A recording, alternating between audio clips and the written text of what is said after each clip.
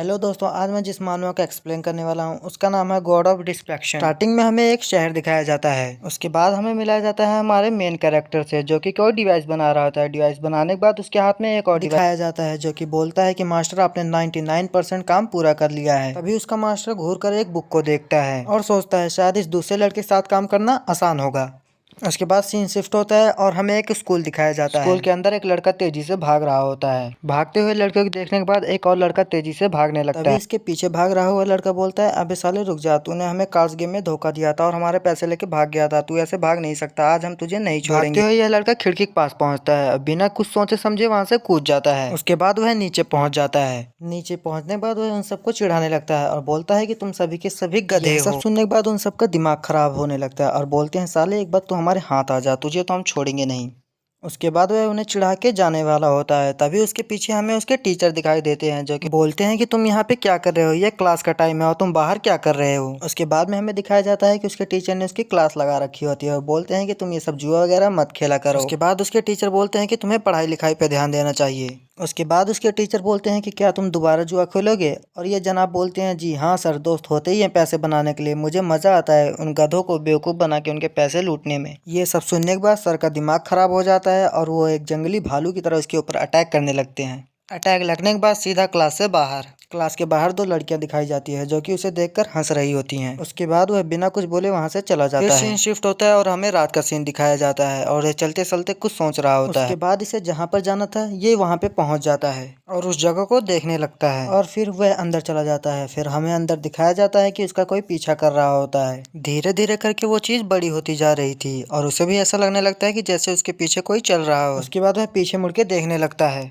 पीछे मुड़ के देखने के बाद उसे एक बहुत बड़ा मॉन्स्टर दिखाई देता है जो कि उसे खाने वाला होता है और फिर सोचने लगता है कहीं ये कोई सपना तो नहीं है। अगर ये कोई सपना है तो मैं जल्द से जल्द उठना चाहता हूँ। और तभी उस मॉन्स्टर का मुंह उसके पास पहुंचता है और उसे खाने वाला होता है और ये सोचने लगता है क्या ये मेरा अंत है, क्या मैं ऐसे मरने वाला हूँ। और तभी सीन शिफ्ट होता है, हमें दिखाया जाता है कि उसके ऊपर से कोई निकल कर आता है और मॉन्स्टर के ऊपर सीधा अटैक करता है और एक ही अटैक में उसे मार डालता है। उसके बाद हमें दिखाया जाता है कि मॉन्स्टर का एक और सर है जो कि पीछे से वार करने के लिए आ रहा होता है। लेकिन ये बंदा डबल स्मार्ट होता है, इसने अपनी गन पहले से ही तैयार रखी थी। जैसे ही मॉन्स्टर इसके सामने आता है ये अपनी गन निकाल के उसके सर पे तान देता है और ये सब देखने के भाई मॉन्स्टर की तो फटी जाती है। उसके बाद ये मॉन्स्टर के ऊपर एक ही वार करता है और मॉन्स्टर के चीथड़े चीथड़े उड़ा देता है। उसके बाद वह धुआं साफ करते हुए उस लड़के की तरफ आगे बढ़ता है। सामने खड़ा हुआ लड़का सोच रहा था आज सुबह से मेरे साथ हो क्या रहा है। पहले वो क्लास के लड़के मेरे पीछे पड़ गए, उसके बाद मेरे टीचर आके मेरी बजाने लग गए, उसके बाद वो मॉन्स्टर भी आ गए और अब ये आ रहा है मेरी बजाने के लिए। और ये सोच रहा होता है पता नहीं क्यों पर मुझे अंदर से बहुत ज़्यादा डर लग रहा है और मुझे ऐसा क्यों लग रहा है कि पता नहीं मेरे साथ कुछ बहुत ज़्यादा बुरा होने वाला है, इसलिए मैं यहाँ से जितना जल्दी हो सके निकलना चाहूँ। उसके बाद वो लड़का नीचे आता है और उसे अपना चेहरा दिखाता है और बोलता है कि शुक्र है कि मैं सही समय पे आ गया। उसके बाद हमें दिखाया जाता है जो हमारे जनाब जी होते हैं वो सीधा उसे थैंक्स बोल के वहाँ से जाने लगते हैं। उसके बाद वो ग्रीन बालों वाला लड़का उनसे कुछ बात करना चाहता था लेकिन वो बात नहीं करना चाहता था। जनाब जी को लगता था कि शायद अभी मुझसे जान बचाने के बदले पैसे मांगेगा। उसके बाद ग्रीन बालों वाला लड़का सोच रहा होता है कि एक तो मैंने इसकी जान बचाई, ऊपर से साला इतना एटीट्यूड दिखा रहा है। उसके बाद बोलता है कि इस साले को तो मैं अभी सीधा करता हूँ। उसके बाद ग्रीन बाल वाला लड़का उसका पीछा करने लगता है और जनाब जी को लगने लगता है कि कोई उसका पीछा कर रहा है। उसके बाद जनाब जी तेजी से भागने लगते हैं, फिर ग्रीन बाल वाला लड़का भी तेजी से भागने लगता है। उसके बाद जनाब जी सोच रहे थे अगर ये साला मुझे पकड़ लेगा तो जरूर मुझसे पैसे मांगेगा, मुझे किसी भी तरह अपने पैसे बचाने होंगे और यहाँ से तेजी से भागना पड़ेगा। उसके बाद पीछे भाग रहा ग्रीन बाल वाला लड़का बोलता है अबे साले रुक जा, तू कहाँ भाग रहा है, तू ऐसे भाग नहीं सकता। उसके बाद जनाब जी सोचते हैं मुझे छुपने के लिए जल्द से जल्द कोई जगह ढूंढनी होगी वरना ये पकड़ लेगा तो मेरे सारे पैसे छीन लेगा। उसके बाद ग्रीन बाल वाला लड़का बोलता है कि मैं तुझे आखिरी बार बोल रहा हूँ रुक जा, वरना साले अगर तू मेरे हाथ आ गया तो मैं तुझे छोड़ूंगा नहीं। उसके बाद हमें दिखाया जाता है कि ग्रीन बाल वाले लड़के ने जनाब जी को पकड़ लिया है और उसके बाद वो उनकी धुलाई कर रहा होता है।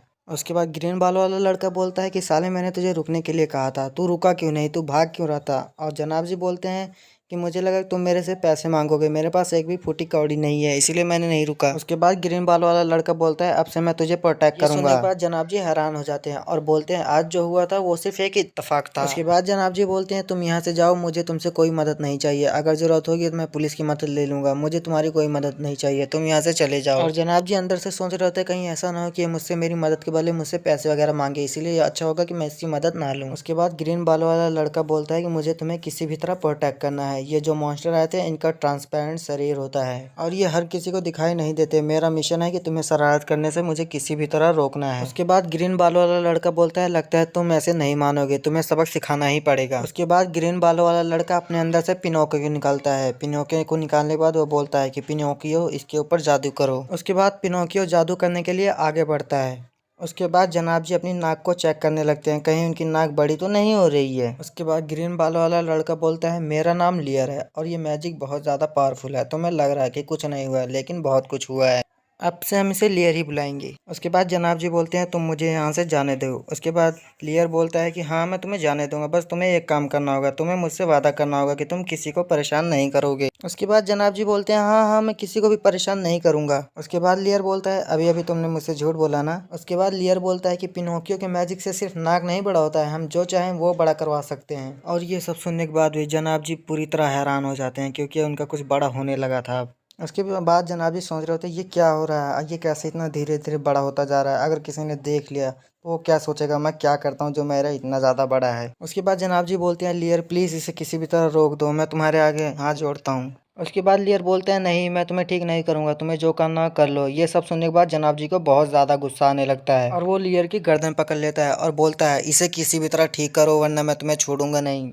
उसके बाद लियर बोलता है इसे तुम खुद ही ठीक सकते हो, अगर तुम ये वादा करो कि तुम 3 दिनों तक किसी को भी परेशान नहीं करोगी तो ये अपने आप ठीक हो जाएगा। उसके बाद जनाब जी लियर से वादा करते हैं कि हाँ मैं किसी को परेशान नहीं करूँगा। उसके बाद लियर बोलता है अभी अभी तुमने फिर से झूठ बोला ना, अब इसका असर देखो, अब असर क्या होगा। उसके बाद लियर जनाब जी को एक शीशा ला के देता है और कहता है देखो ये चेहरा कितना सुंदर है, कितना क्यूट लग रहा है।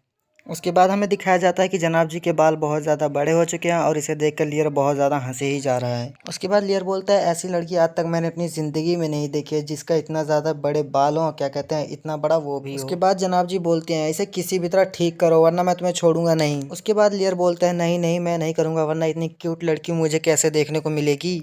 ये सब सुनने के बाद जनाब जी का पूरा दिमाग खराब हो जाता है और बोलते हैं लगता है तुम्हें सीधे सीधे बात समझ नहीं आएगी। उसके बाद लियर बोलता है लगता है ये सचमुच में गुस्से में है इसीलिए मुझे इसे जल्द से जल्द ठीक कर देना चाहिए और बोलता है कि मैं तुम्हें ठीक तो कर दूंगा लेकिन एक प्रॉब्लम है, मुझे इसके लिए अपनी पूरी पावर फोकस करनी पड़ेगी।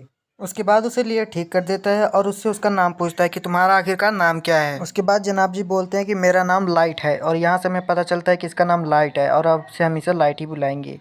अगले सीन में हमें सुबह का सीन दिखाया जाता है जिसमें लाइट अपने बिस्तर से उठकर बैठ जाता है। उसके बाद लाइट अपने चेहरे को खींचने लगता है और कहता है ये कैसा सपना आया था।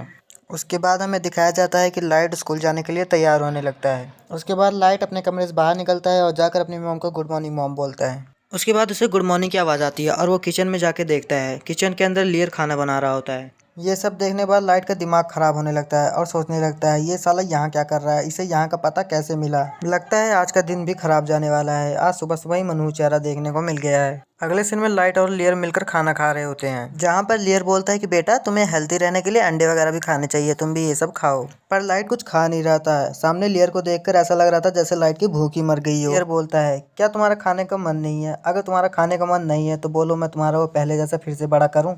ये सब सुनने के बाद लाइट को बहुत ज़्यादा गुस्सा आने लगता है और बोलता है अब तू नहीं बचेगा साले, अब तू मरेगा मेरे हाथों।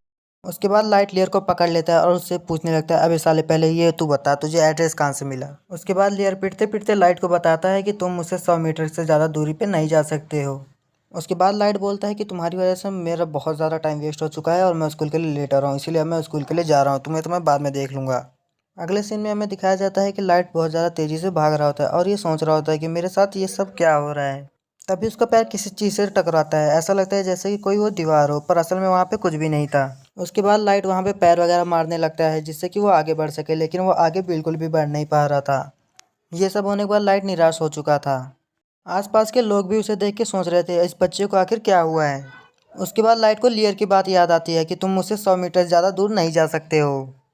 उसके बाद लाइट वहाँ से उठता है और सीधा घर के लिए जाने लगता है और रास्ते में सोच रहा होता है उस साले को तो मैं छोड़ूंगा नहीं, इसने जो किया उसके लिए मैं उसकी कभी माफ़ नहीं करूंगा। उसके बाद लाइट घर पहुँचता है और गुस्से से जाके वहाँ का दरवाज़ा खोलता है। सामने लाइट बैठा होता है पर वो ऐसा दिखा रहा होता है जैसे उसने कुछ देखा ही नहीं और उसे कुछ भी नहीं पता है। और ये सब देखने पर लाइट को और भी ज़्यादा गुस्सा आता है और वो सोचता है इस साले की इतनी हिम्मत, एक तो मेरे घर में आके बैठा है और ऊपर से मुझे ही इग्नोर मार रहा है।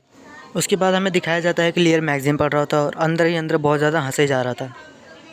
ये सब देखने के बाद लाइट को और भी ज़्यादा गुस्सा आता है और बोलता है अब इस साले मेरे घर में आके बैठकर मुझे इग्नोर मार रहा है, मैं तुझे छोड़ूंगा नहीं। तो यहीं पे हमारा ये एपिसोड ख़त्म होता है। वीडियो अच्छी लगी हो तो चैनल को लाइक और सब्सक्राइब कीजिए। अगर आपको इसका अगला पार्ट चाहिए तो कमेंट भी कीजिए।